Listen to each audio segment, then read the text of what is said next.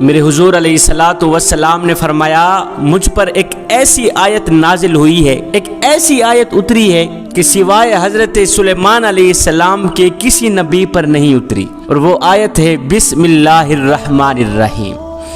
بسم اللہ الرحمن الرحیم۔ حضرت جابر بن عبداللہ رضی اللہ تعالی عنہ فرماتے ہیں کہ جب بسم اللہ الرحمن الرحیم شریف نازل ہوئی تو بادل مشرق کی طرف جھٹ گئے، ہوائیں ساکن ہو گئیں، سمندر ٹھہر گیا، جانوروں نے کان لگا لیے، تمام شیاطین پر آسمان سے شعلے گرے، آگ گری۔ پروردگار عالم نے،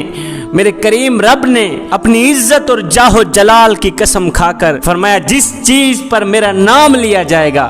جس چیز پر بسم اللہ الرحمن الرحیم پڑھی جائے گی،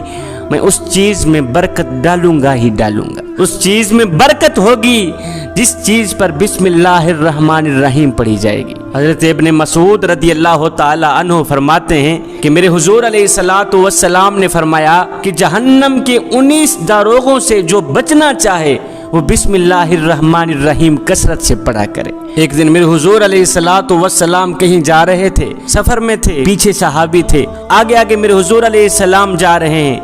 پیچھے پیچھے اپنی اپنی اونٹنیوں پر صحابی جا رہے ہیں۔ حضور کی اونٹنی سفر کر رہی تھی، جاتے جاتے میرے حضور علیہ الصلوۃ والسلام کی اونٹنی ذرا پھسل گئی، ادھر سے اونٹنی پھسلی، پیچھے سے صحابی نے دیکھتے ہی کہا شیطان کا ستیہ ناس ہو،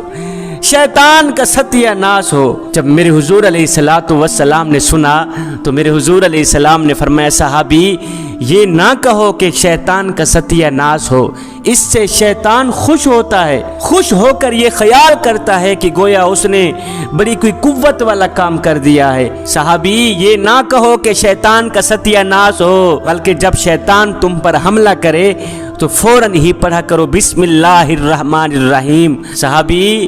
بسم اللہ الرحمن الرحیم پڑھنے سے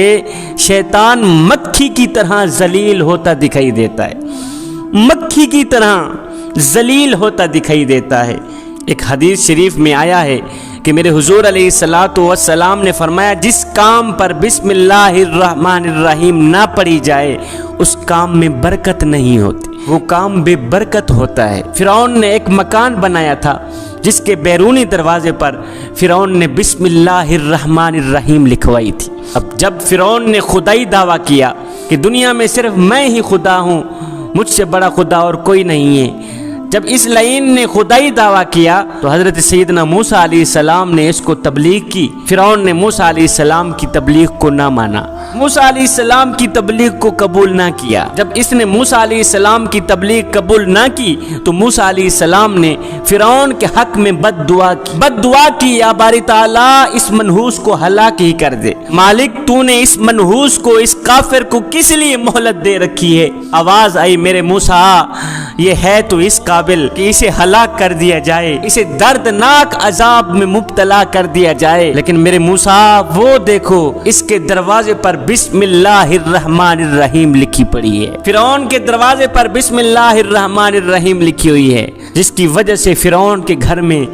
آج تک عذاب نہیں آیا۔ بسم اللہ الرحمن الرحیم کے صدقے اللہ تعالیٰ نے فرعون کے گھر میں تو عذاب نہ بھیجا لیکن گھر سے نکال کر دریا میں غرق کر دیا۔ بسم اللہ الرحمن الرحیم کی برکت کا ایک اور واقعہ ہے، حضرت سیدنا عیسیٰ علیہ الصلوۃ والسلام کہیں جا رہے تھے کہ آپ کا گزر ایک پرانے قبرستان سے ہوا، ایک قبر کے اندر نظر ڈالی، نگاہ ڈالی، آپ نے دیکھا کہ ایک مردے کو دردناک عذاب دیا جا رہا ہے، وہ بیچارہ چیخ رہا ہے، پکار کے کہہ رہا ہے مجھے بچاؤ، جہنم کی آگ بھڑک رہی ہے، جہنم کے دروازے کھلے ہوئے نظر آ رہے ہیں۔ خیر عیسیٰ علیہ الصلوۃ والسلام آگے چلے گئے، کام کرنے کے بعد کچھ دیر بعد جب واپسی اسی راستے سے گزر ہوا تو آپ دیکھ کر حیران رہ گئے کہ وہ مردہ جو عذاب سے چیخ رہا تھا، پکار پکار کے کہہ رہا تھا کہ مجھے بچاؤ مجھے بچاؤ، جس کی قبر جہنم کا ایندھن بنی ہوئی تھی، اب وہ شخص جنت میں ٹہل رہا ہے، اب یہ مردہ جنت کے باغوں میں پھر رہا ہے، اب اس کی قبر جنت کے باغوں میں سے ایک باغ بنی ہوئی ہے، قبر کے اندر پھول کھلے ہیں جن کی خوشبو سے قبر میں عطر پھیلا ہوا ہے، اب یہ خوش دکھائی دے رہا ہے۔ سیدنا عیسیٰ علیہ الصلوۃ والسلام نے